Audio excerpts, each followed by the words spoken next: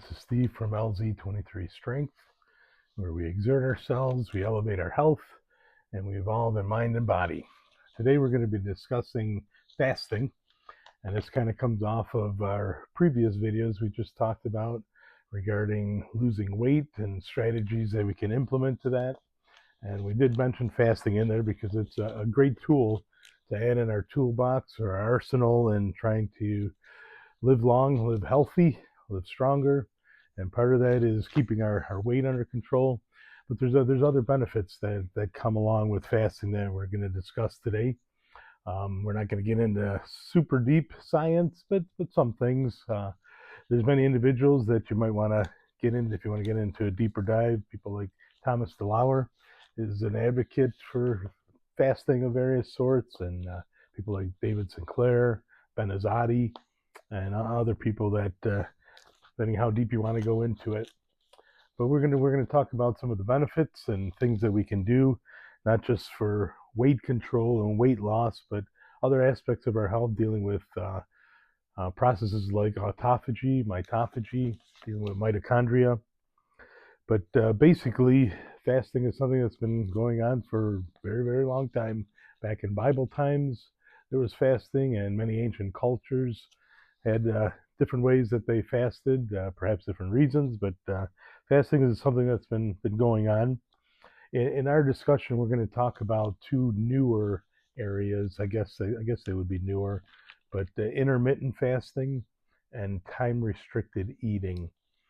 Now, in the intermittent fasting, we think of a certain period of time that we eat, and then a certain time that we're fasting or not eating. And some of the popular ones are 16 hours of fasting, 8 hours of eating. Recently, I've been watching some studies and other podcasters that delve into this a lot.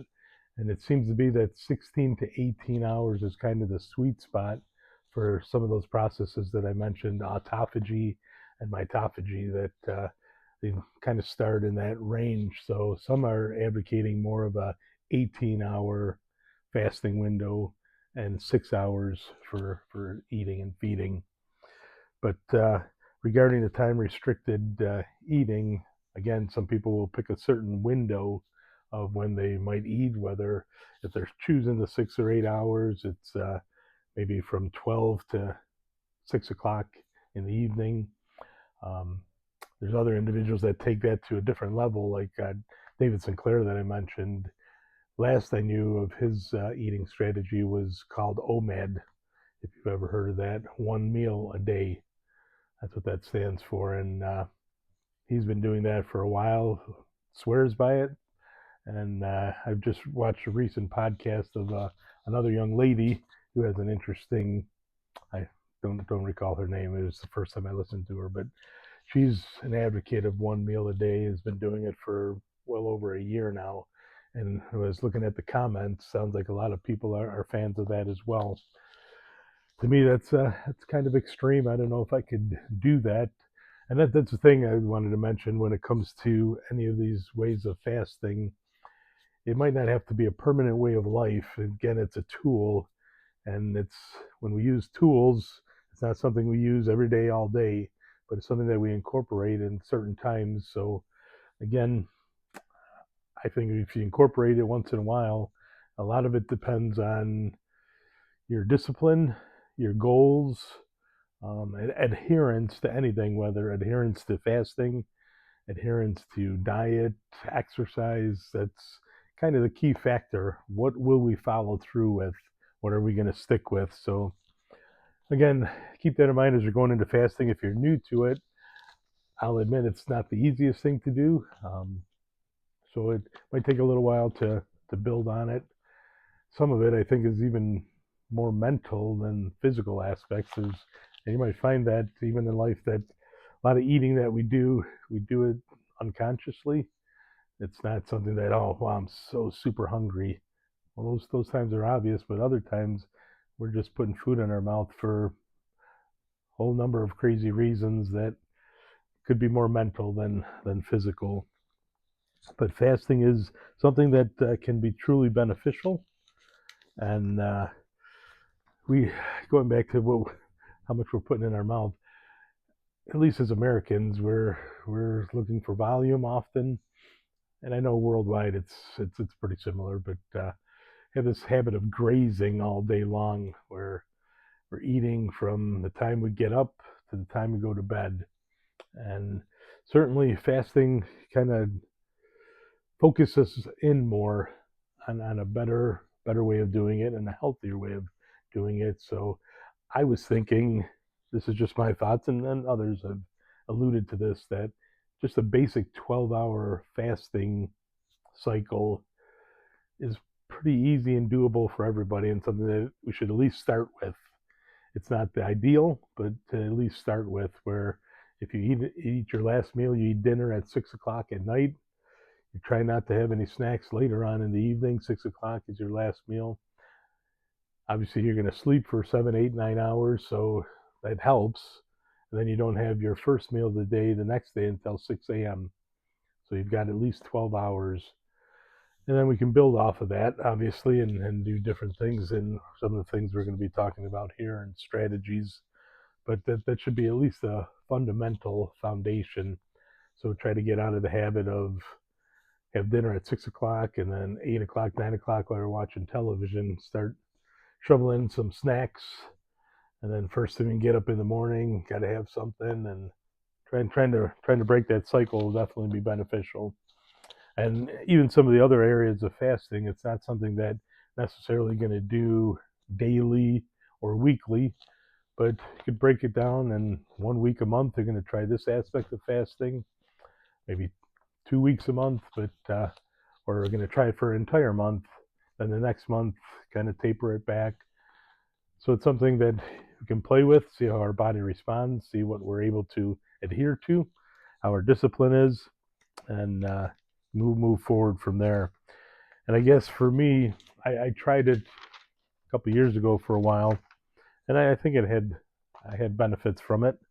I didn't see an enormous amount of weight loss, but that's not necessarily all that we're looking for. But then I got frustrated because then other videos would come out and studies that said it's might not be the greatest thing for you. There is a one risk that I know some other influencers will talk about, that as you're losing weight, and especially in fasting, there is a risk that you'll lose muscle mass. And certainly as we're getting older, we always talk about it here, that we need muscle mass. We need to sustain it. We need to try to grow it. So that's an area that we can give some tips in that area, because you still can fast and maintain your muscle mass as you lose weight. But there's certain protocols and things that you need to keep in mind regarding that. And when you get into fasting, whatever kind it is, whether it's intermittent or OMAD, time restricted eating, there's some interesting things that I've seen recently. Something called the sardine fast. Thomas DeLauer just saw a new video talking about olive oil, adding olive oil into your fast. And I just had a video not too long ago about how we don't consume much olive oil, and in some of the long-lived countries and blue zones, that olive oil is a staple. So I'm trying to get more olive oil in, so I might try to incorporate that into my fasting protocol. There's bone broth fasting. There's the water only, that is probably the most basic and fundamental and longest one that's been around. But along with that, some new science is helping to incorporate electrolytes. If you're doing just the water fasting, to have electrolytes, having salt and other minerals added in along with our fast, so that we're not depleted in those areas, and maybe can help sustain the fast even a little longer. But as we're talking about fasting, it's for me, anything related to diet's not easy. So if you're in that boat, I empathize with you, but gonna keep trying. That's what we do here. We keep trying, and hopefully you'll give it a try as well. So along with weight loss and weight control, fasting can help with metabolic health, can improve things like our blood pressure, cholesterol, even blood sugar control. An important one that we talk about a lot here on our channel is dealing with brain health. As we age, we certainly want to stave off dementia and Alzheimer's, Parkinson's, neurogenetic diseases like that. And certainly fasting can help with brain health, not only in those things, but can also help with things like memory. And we'll talk about some of the things that come into play there. Timing in this area is important with fasting. And if you're able to get to this level, I'll tip my hat off if I had a hat, because it's something that I think is pretty challenging, is when you do the fasting. So if you can eat earlier in the day and then fast through the evening, overnight, seems like benefits are even better or accelerated. And there's one individual, Brian Johnson, I'm sure you've heard of, that he basically has his last meal, not 100% sure, but I think it's somewhere between 12:30 and 2:30 in the afternoon. That's his last meal.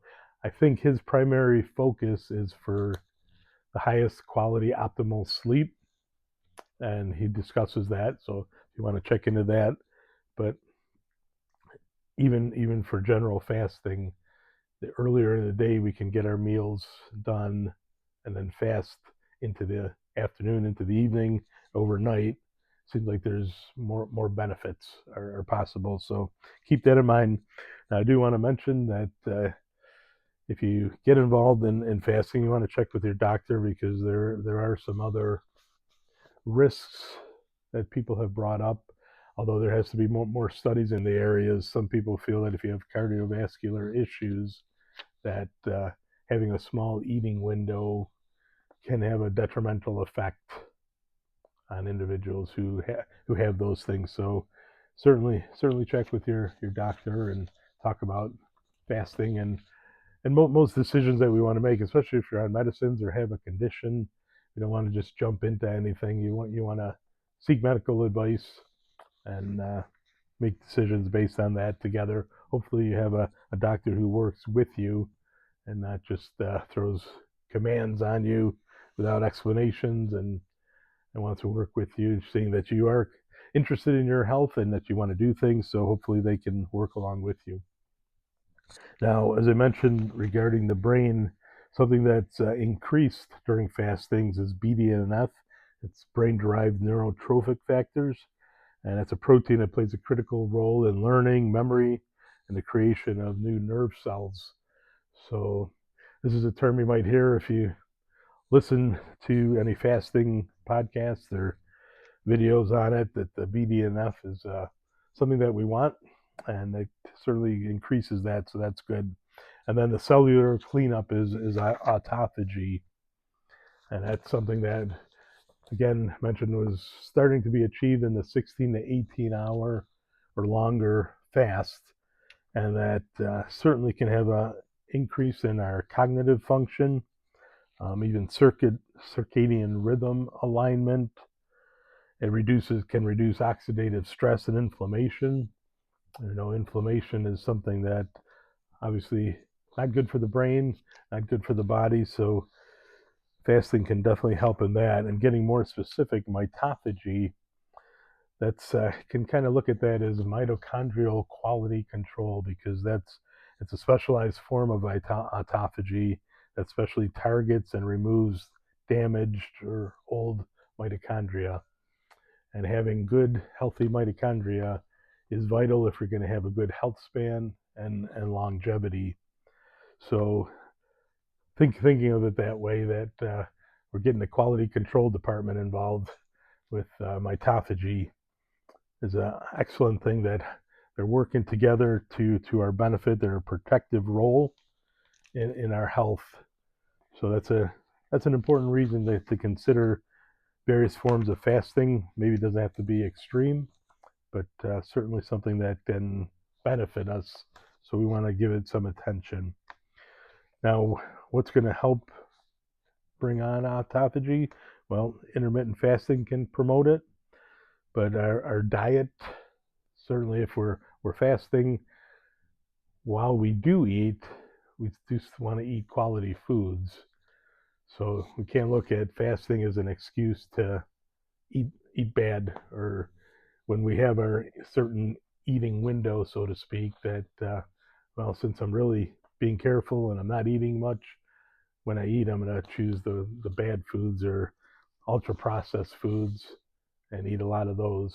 So we're trying to eat healthy. We're trying to control our calories, but we're doing it in a certain time where together that's going to help create autophagy and mitophagy. And obviously, physical activity can upregulate autophagy. So that's something that we talk about here a lot.